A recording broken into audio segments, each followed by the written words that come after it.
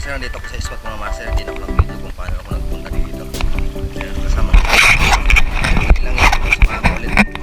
Laging wala sa bahay dito. Subukan natin dito mga master. Ito pala yung tinatawag na borang. Ito yung Calix, yung pinagulihan ko ng tuto natin. Ano, malbog-bog. Pinabalikan ko talaga ito mga master. Darating ko na mga malaking isda at napakarami dito mga master ng bait-base sa rin dito. Mga lang mga master kung anong mawal natin. Live seat sa lahat ng master.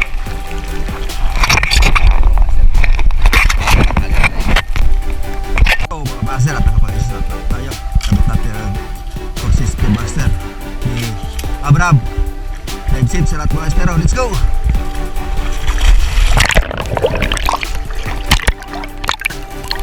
Pagkababa ko dito mga master, ito nagload agad tayo ng spare gun natin baka sakali may dumaan na malaking isda at makapag-ready na tayo mga master ng ating spare gun. Dito sana sa area ito mga master, napakarami sana ng malaking isda mga master, kaso may kalayuan. Kaya ang ginawa ko dito mga master, lumipat na rin ako ng spot mga master kasi walang masyadong nagpapakita at lumalapit sa akin mga master. At dito lumipat na ako dito mga master sa isang bahura naman mga master, at malapit ito mga master sa pinagpuntahan kong bahurang Calix mga master. Itong bahurang mga master na tinatawag na Makayanog mga master. Ito, habang pababa tayo dito, napansin ko na yung grupo ng surahan dito mga master sa bandang ibaba natin ito. Ito, ginawa ko dito mga master, ginapang ko yung surahan at andito na nga at napaganda. Ang naging patama ko dito mga master sa surahan na to, at napakalaki nito mga master. Napakasarap nito sa inihaw mga master. Ito ang unang isda ko dito sa area ito mga master. Same lang to mga master ang pinagpalaan ko dati ng mga surahan, at dito rin yan mga master. Kaya ito na ikasan na ulit natin ng isa mga master. Napakababaw lang ng area ito mga master. Kaya dito napakalami rin ng bait fish sa area ito, kaso nga mga master hindi masyado kalakihan ang dumadaan dito mga kingmak, at maliliit talaga mga master.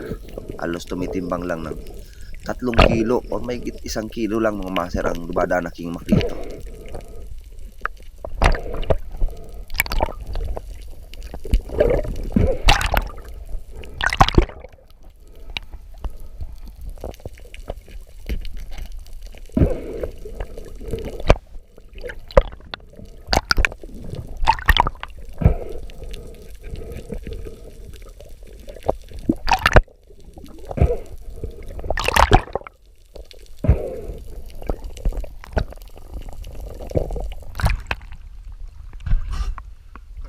Master kayo pala nakaon eh.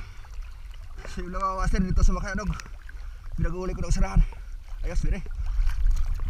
Pakalagay ko sa lagyan ko mga master ng isda na ito, at nakakuha tayong sapat na hangin at nakapagpahinga tayo mga master. Binalikan ko sa bandang ibaba ng bahurang pinagpanaan ko mga master. At same pa rin to mga master ng pinagpanaan ko ng mga nakaraan na araw mga master. At dito pa rin yun mga master. Ito, napansin ko na palapit na sa atin yung surahan mga master, at hinay-hinay lang na lumalapit sa atin ang surahan na ito mga master. At dalawa to mga master, isang puting surahan at ito na mga master, at napakaganda rin ang naging patama ko dito mga master sa surahan na ito. Ayos ang pangalawang isda natin dito sa erang ito mga master. Halos di pa tayo tumatagal dito, nakadalawa na agad tayong isda mga master.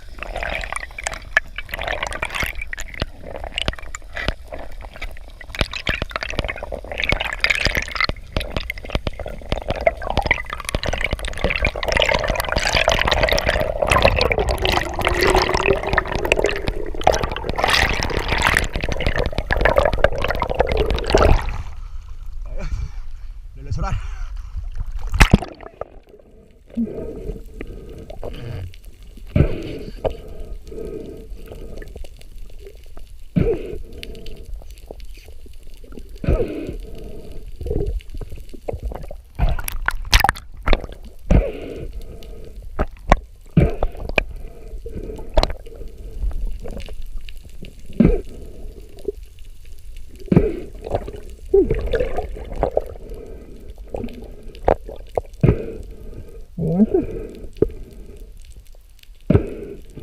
Pakalagay tinry ko rin ito mga master sa bangka ng isda kung nahuling ito. Ito pinuntang ko dito, itong area ito mga master, gawang ilang araw ko na nakikita dito yung Maurice perch dito sa area ito.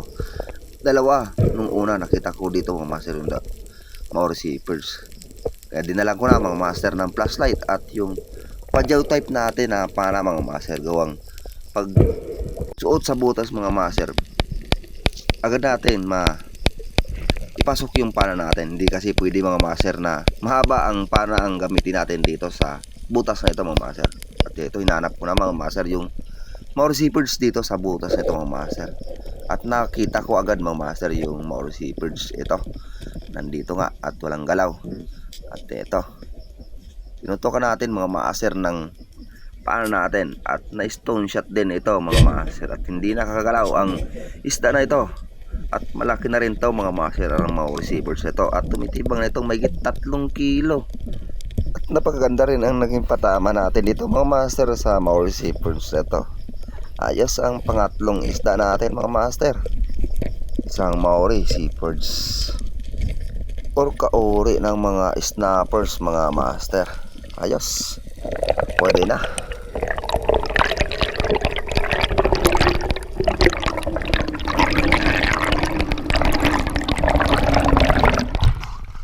Dito na mga master. Ay, kanina ko pa tinanap mga master. Buti nagpakita ulit. Ayos.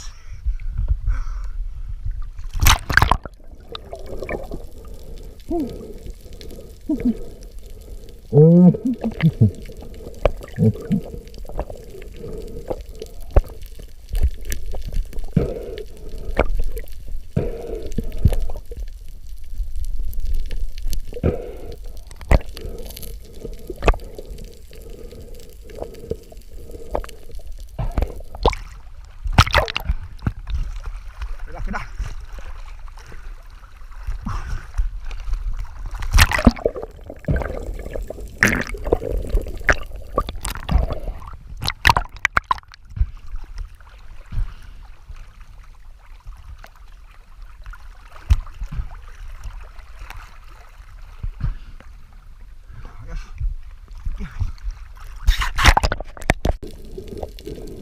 Ito rin mga master, di ko rin nakuha ng video. Dito lang to mga master sa pinagpanaan ko ng Maori.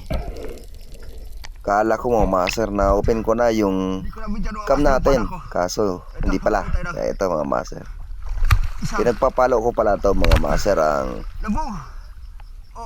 Muray eel na ito. Gawang delikado kasi ito sa makakagat mga master. Kaya ito ginagawa ko talaga, pinapalo ko para mamatay agad mga master. Hindi naman kasi pwede yung kutsilyo na gamitin natin dito kasi may iksian yung kutsilyo natin ang ginagamit. Hindi naman natin pwedeng tusukin ng kutsilyo, gawang baka abutin yung kamay natin sa pagkagat nito. At napakatalas din ang ngipin nito mga master. Halos parehas to ng mga parakuda ang ngipin na ito. Ayun, ayos.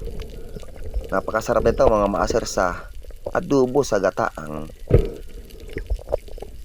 Muray eel na ito mga master. Thank you. Nakakuha ko pala ito mga master at nakailansisid na rin ako dito sa area ito. Hindi na nagpapakita yung mga iba-ibang uri ng isda dito sa area ito mga master. At ginawa ko, lumipat na rin ako ng spot mga master. At mag-harvest naman tayo ng mga slick unicorn mga master. Noong magpipesta sa amin, yun ang panghanda natin.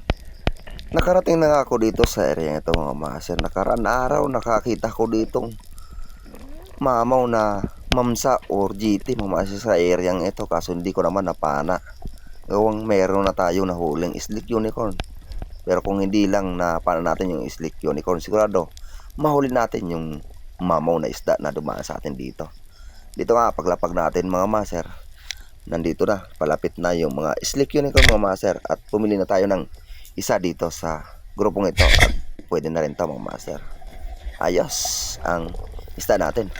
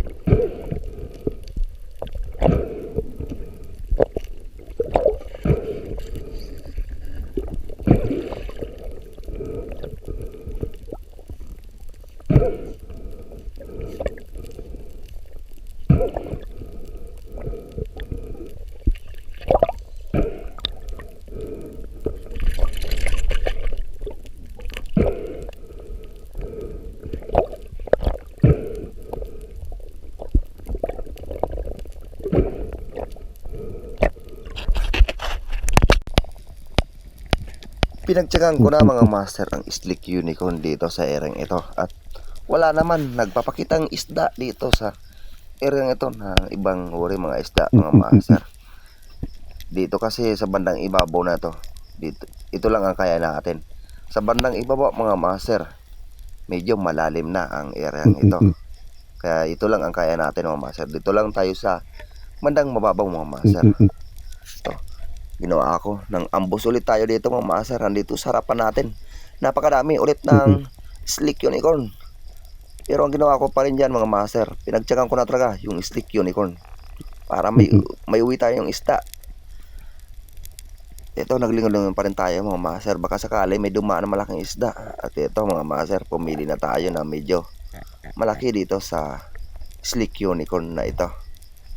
Ito, ayos rin ang pangalawang huli natin ditong slick unicorn mga master. Napakaganda rin ang naging patama ko dito mga master sa isda na ito.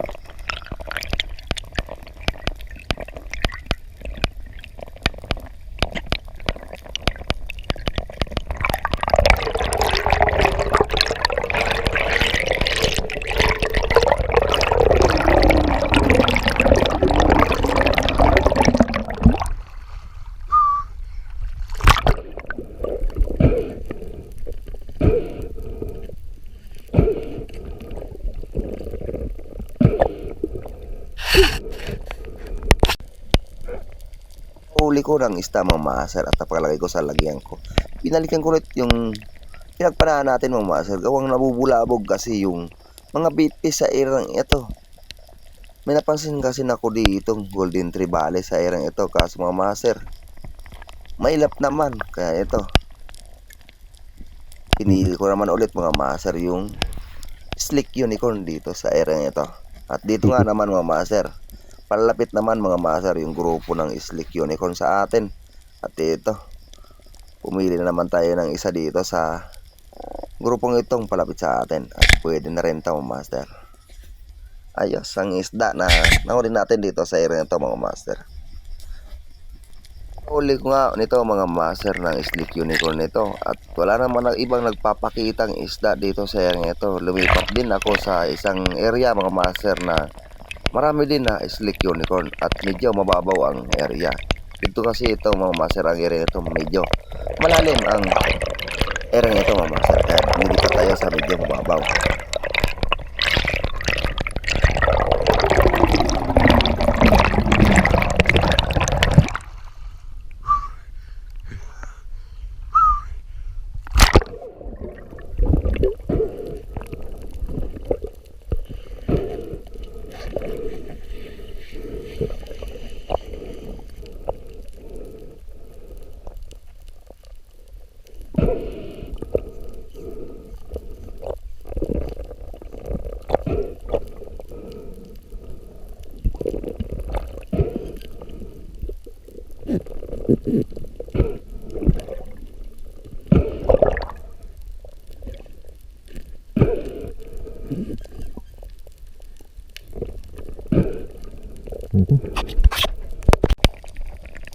Nakalipat na nga ako dito sa area ito mga master. Ito paglapag natin, napakadami rin pala mga master ng slick unicorn dito.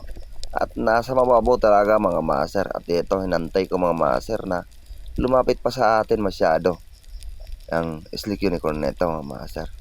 Pagdating ko dito mga master, meron ditong napakalaking pating sa bandang ibaba nito mga master. Ito, pumili na tayo mga master na medyo malaki dito sa grupong ito at napakadami talaga mga master. Ayos ang unang isda rin natin dito sa bawar natin pinaglipatan mga master. At napakadami ng slick unicorn sa area ito mga master.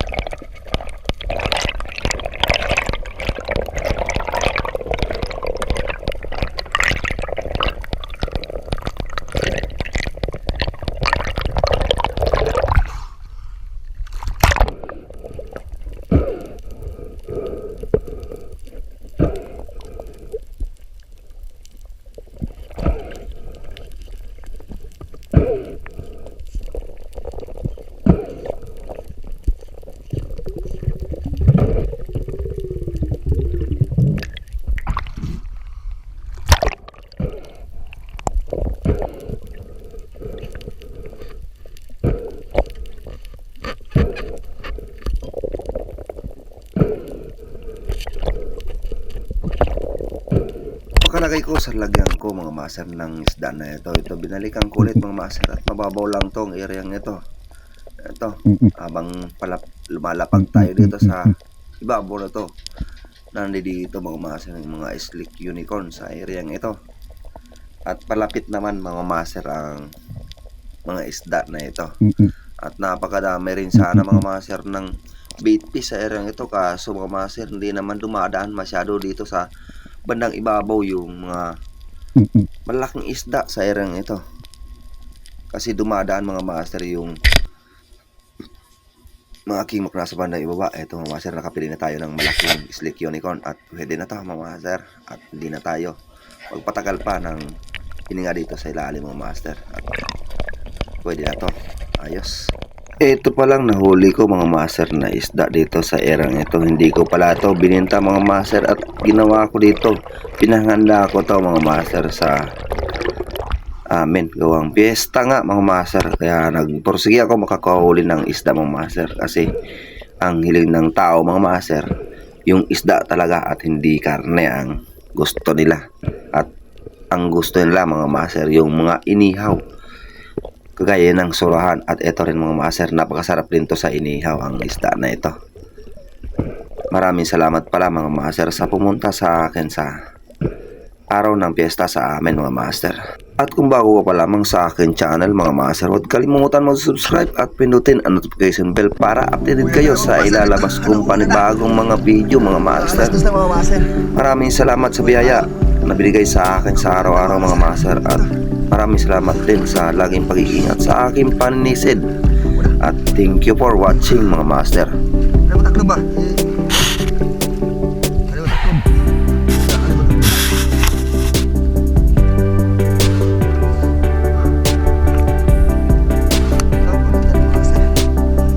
Alam mo taklob? Marami sana isip unicorn kaso naman. Thank you sa blessing mga master. Sarang ulit na natin no? Ayos. Yun po natin. Anin. Dalawang surahan.